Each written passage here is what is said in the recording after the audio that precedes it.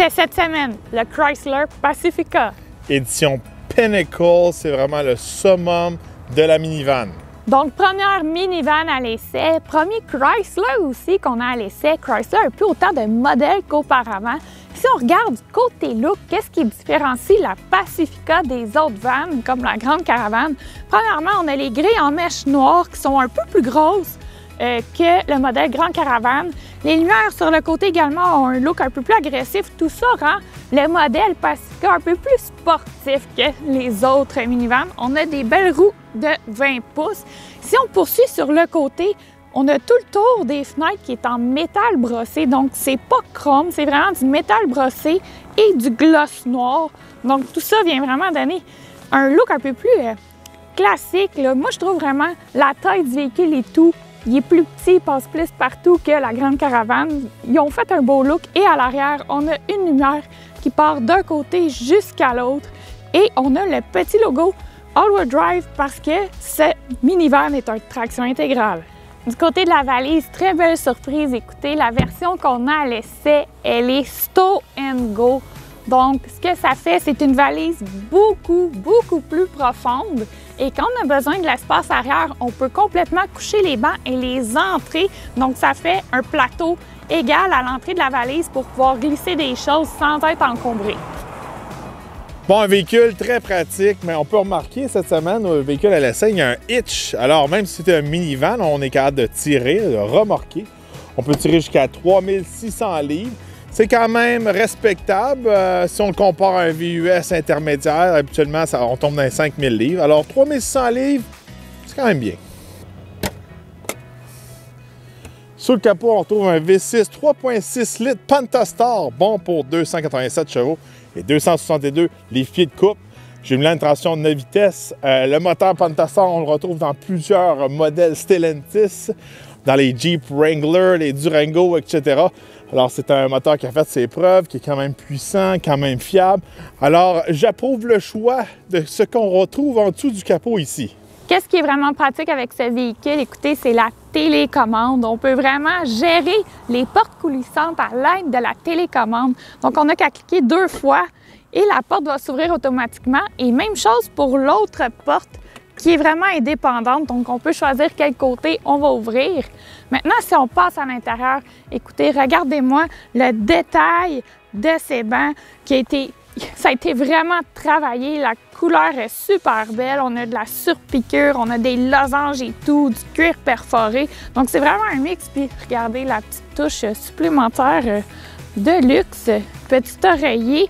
L'autre côté en Suède pour le support dans le dos. Fait que ça a été vraiment travaillé au maximum, ces bancs-là. Maintenant, une fois à l'intérieur, écoutez, j'ai beaucoup d'espace pour mes jambes, ma tête et tout. Donc, c'est vraiment confortable. Ce véhicule-là a beaucoup d'options parce que c'est l'édition Pinnacle. Premièrement, on a les écrans à l'arrière des bancs qui sont rétractables. On a tous nos branchements ici pour brancher cellulaire, tablette, écouteurs, etc.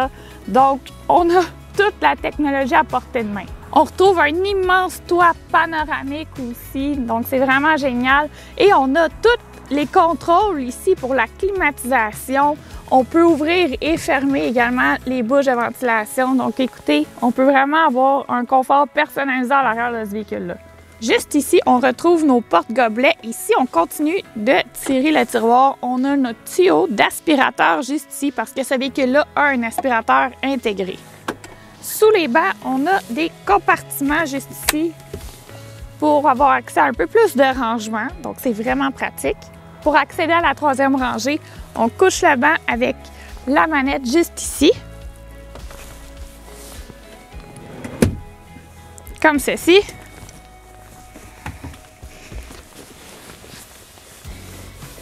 Une fois à l'arrière, on a quand même encore de l'espace pour la tête et les jambes. On a un autre petit toit ici, fait que on peut voir dehors aussi par là si ça me tente. Et sur le côté, on a des contrôles. On peut se coucher pour un peu plus de confort. Donc, j'ai beaucoup d'espace pour mes jambes. On a des porte-gobelets et des branchements même à l'arrière. Et on a même des petits pare-soleil intégrés. Donc, on ne perd pas de confort même si on est assis à la 3e rangée. Juste ici, on a notre aspirateur, donc Stow and Vac. On pèse sur le bouton juste ici pour la démarrer et on peut ramasser des gâchis un peu partout.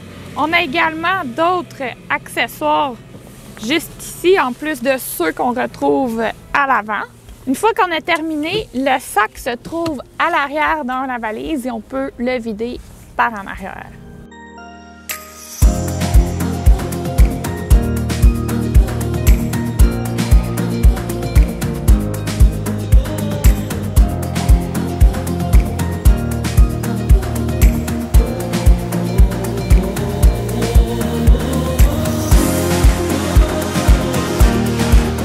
Bon, on est sur la route avec le Chrysler Pacifica.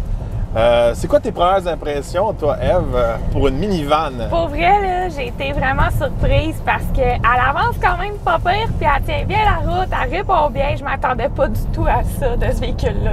Oui, je crois que quand Chrysler a fait le redesign d'une nouvelle van de A à Z pour la Pacifica, parce qu'on va se le dire, c'est pas un caravane ou un grand caravane, c'est littéralement un nouveau modèle qu'ils ont fait de A à Z. Puis ça paraît de ce côté-là. Puis je pense que chez Chrysler, ils ont voulu avoir une approche. Regardez, on est pratique comme un VUS, mais ça se conduit pas comme un VUS. Non, puis je dirais qu'ils l'ont vraiment eu. Écoutez, quand on est assis à l'intérieur, là, on se sent pas dans une van. Les bancs et tout, là, c'est vraiment... On sent dans un véhicule un peu plus performant, mais on dirait que ça ne matche pas avec le fait de dire que c'est une van. Premièrement, c'est facile à conduire. Regardez, la vision est extrêmement bonne à 360 degrés. On n'a comme pas de devant. On voit très bien. On est un petit peu plus haute terre, mais pas aussi haute terre que dans un VUS. Mais quand même, la vision est beaucoup plus facile. Fait que si pour vous... vous êtes habitué dans des plus petits véhicules ou pour vous monter dans une grosseur de véhicule parce que vous avez besoin de plus d'espace, c'est un problème pour vous conduire des plus gros véhicules. Je pense que dans la Pacifica, ça va pas être un problème parce que c'est très, très facile à conduire. Oui, puis on doit se le dire aussi, là, oui, on s'entend, c'est une van, c'est plus gros que d'autres véhicules, mais à cause qu'il est plus bas, il donne l'impression qu'il est plus facile à conduire parce qu'il y en a qui pas tant la taille du véhicule, mais aussi qu'ils sont plus haut de terre. Fait que des fois, ils ont plus de difficultés à conduire des véhicules. Oui, quand on vient un petit peu plus âgé, rentrer et sortir du véhicule, ça peut être plus difficile.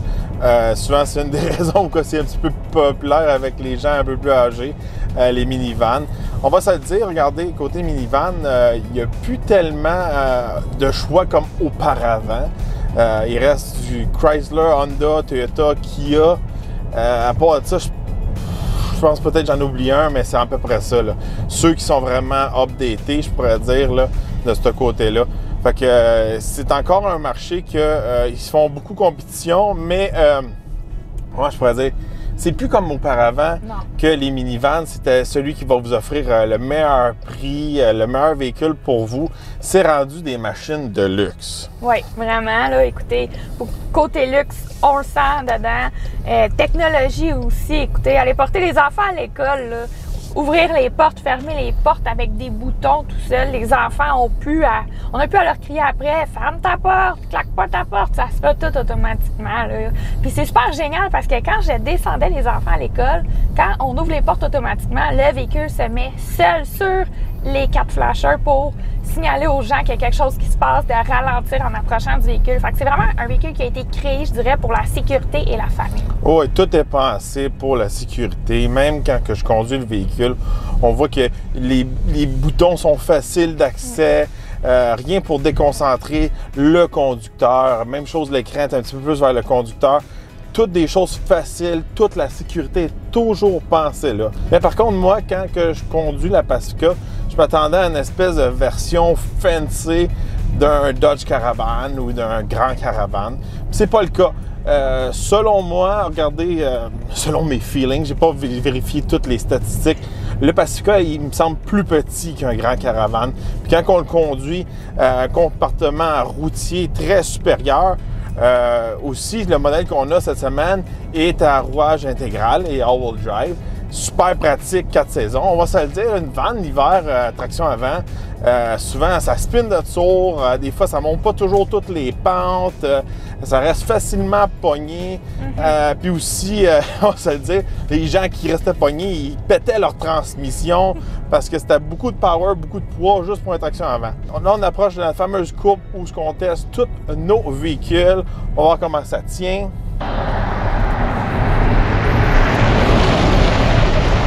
On voit que le centre de gravité est plus bas qu'un VUS. Le all-wheel drive va bien. C'est sûr qu'on est encore sur des pneus d'hiver, ces choses-là. On ne va pas pousser ça au maximum. Mais de ce côté-là, je trouve qu'on a quand même de la bonne grippe. Maintenant, on va tester l'accélération. Une chose qui m'a surpris cette semaine, c'était vraiment le pouvoir du moteur. On a un moteur Pentastar en dessous du capot. Donc, on va voir avec le all-wheel drive qu'est-ce que ça donne.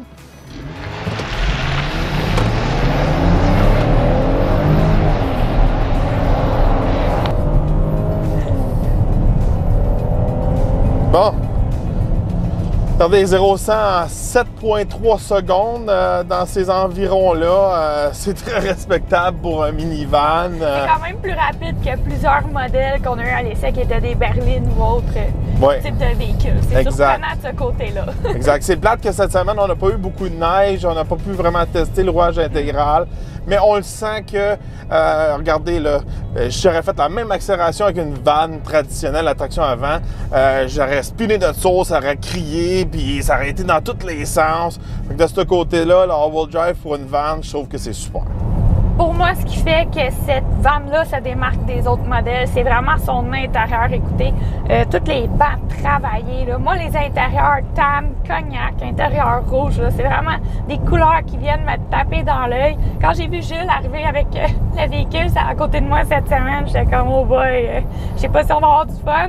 Mais quand ils ont ouvert la porte, j'ai dit « Aïe, aïe, c'est vraiment beau cet intérieur-là. Là. Beaucoup plus beau que plusieurs modèles qu'on a eu à l'essai cette année. » On a l'édition Pinnacle cette semaine. C'est le top of the line pour vraiment le modèle Pacifica. On va se le dire entre toi et moi, c'est pas l'édition familiale là, avec des petits oreillers fancy, tout ça à l'arrière. C'est pas le genre d'intérieur que tu utilises l'hiver avec la slotch ou des bébés qui vomissent, tout ça.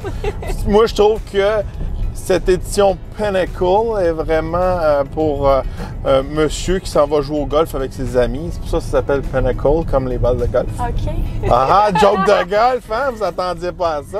Bon. Mais bon, regardez. Moi, je trouve que c'est ça. Je vois le gars qui s'en va avec ses chums là, à Myrtle Beach, là, puis ils ont tous des beaux sièges capitaines, puis ils s'en vont jouer au golf. Je trouve que ça fit avec ça. C'est sûr que si vous avez des enfants un peu plus grands, vous aimez bien les vannes, ces choses-là. Mais ici, il y a tellement de détails, il y a tellement des coutures que, tu sais, côté pratique, côté familial, pour nettoyer, ça ne serait pas le best. Non, c'est pas parfait, en effet, là, avec toutes les petites craques qu'on a un peu partout. Là. Écoutez, c'est vraiment, ils ont fait une vanne mixée avec un véhicule de luxe, là, je dirais. C'est vraiment, vous retrouvez des surpiqûres puis des détails d'un bac. On peut retrouver autant d'attention aux détails dans des BMW, par exemple, sur les bancs. On a beaucoup de gadgets. Un gadget que j'aime beaucoup, que j'ai découvert cette semaine, c'est le FamCam. C'est quoi le FamCam, Eve? Mes filles capotaient quand j'utilisais ça. Dans le fond, là, on peut voir tous les bancs à l'arrière avec une caméra au plafond et on peut zoomer sur le banc. Fait que là, je dis à ma fille, je te vois, si tu te fouilles dans le nez, là, il regardait partout, il essayait de voir était où la caméra. Mais c'est pratique, écoutez, si on a des jeunes enfants ou on amène un bébé en voiture, puis là, on dit, est-tu correct? Et là, on peut peser, on le voit de proche. On a vraiment un accès à chacune des 5 places à l'arrière, là. Tout sur l'écran ici en avant. Fait que quand il s'ostine, qu'il dit « Hey, l'autre a fait ça, puis là, c'est pas vrai. » Fait que là, tu te revires pas, c'est sécuritaire, tu regardes juste ton écran, tu te dis « Ah, là, regarde, je t'ai vu, j'ai la caméra. » Fait que c'est cool, ces petits gadgets-là, c'est le fun à jouer avec. Puis, tu sais, le reste de l'ergonomie, je pourrais dire, on a une place pour recharger notre téléphone, il y a un petit compartiment à côté, c'est facile d'avoir accès à nos porte-gobelets.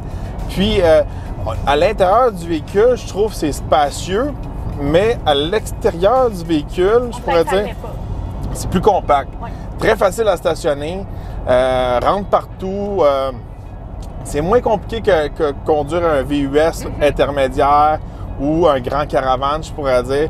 Fait que de ce côté-là, c'est un plus, surtout si vous avez besoin de cet espace-là, mais vous restez en ville puis vous vous stationnez parallèle ces choses-là. Parce que, bon choix de ce côté-là. Oui. Du côté de l'économie d'essence, on a fait environ du 10 à 11 litres aux 100 km testés sur ville et autoroute. Oui, de ce côté-là, c'est dans la moyenne des véhicules de cette taille-là, si on compare à des VUS, ces choses-là. Il y a aussi un modèle hybride plug-in qui est disponible si on veut être encore plus économique sur l'essence, on veut rouler un petit peu électrique. On ne l'a pas testé encore, mais de ce côté-là, c'est ça aussi, ça remonte le prix. Cette semaine, regardez un véhicule quand même bien équipé. Combien vaut le modèle à l'essai cette semaine, Eve? Le véhicule qu'on teste actuellement est d'environ 69 000 $. Si on regarde pour un Pinnacle de base, c'est dans les alentours de 66 000 $. Et si on veut seulement avoir une vanne Pacifica de base, c'est dans les alentours de 38 000 $. Oui, c'est sûr et certain que cette semaine, encore une fois, le modèle est assez dispendieux pour une vanne. On va se le dire, avec un budget de 70 000 $, on a en masse le choix. On peut même rentrer dans des gros VUS, comme des Taos, ces choses-là. Fait que, tu sais, c'est un petit peu pour ça qu'on n'en voit pas tellement sur le chemin. Ces véhicules-là sont plus dispendieux. On a beaucoup d'options dans la compétition. On a des modèles plus attrayants aussi. La plupart des gens de nos jours, la perception d'un minivan, c'est pas cool. Souvent, moi, comme cette semaine, j'étais allé au gym, puis souvent quand j'arrive avec une nouvelle voiture, le monde fait comme « Ah, cool, c'est le nouveau ci ou le nouveau ça. Oui, il est cool ton char cette semaine. » Cette semaine, j'ai pas eu de compliments. Non, moi, j'ai eu des compliments, mais d'autres personnes qui possédaient déjà des minivans. Ouais. Pas personne en dehors de ça, là. Puis les gens qui ont déjà des minivans, on a eu beaucoup de gens qui nous ont écrit « Oh mon Dieu, ça te prend ce véhicule-là, tu comprends pas comment tu vas être bien dedans. » Moi, écoutez, je suis pas vendu minivan. Je comprends l'engouement des gens peut-être pour ce modèle-là, mais comme je dis, rendu dans les prix où on est, on a le choix d'avoir des camions plus gros aussi. Bon, pour conclure, on va se le dire, présentement, moi et Eve, on est littéralement au milieu d'un shopping pour un véhicule de ce type-là. Eve est enceinte présentement, et on a besoin de plus de place. Ça nous prend absolument 3 rangées de bancs, 6 à 7 places. Puis on regarde beaucoup de nos options, même si le véhicule est dispendieux, il rentre dans le type de budget qu'on regarde présentement. Mais on va se le dire, à notre avis à nous, puis je pense que c'est le pourquoi que ces véhicules-là, on n'en voit pas beaucoup sur le chemin. C'est juste que le look extérieur, il n'est pas attirant. Nous, on aime les camions, on aime comment que ça ride. Ça ne nous dérange pas que c'est plus gros, ça ne nous dérange pas pour le parking. On vit en campagne, on n'est pas en ville. On aime ça quand ça porte plus haut. Ouais. Puis je pense que c'est pour ça que les VUS dominent.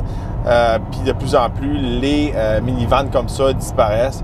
Mais un détail que je trouve qui est malheureux de ce côté-là, c'est que les grandes familles de nos jours ont de moins en moins d'options pour avoir des véhicules économiques, abordables, avec plusieurs places, comme le Grand Caravan offrait dans le passé. Oui. Le futur du Grand Caravan est incertain.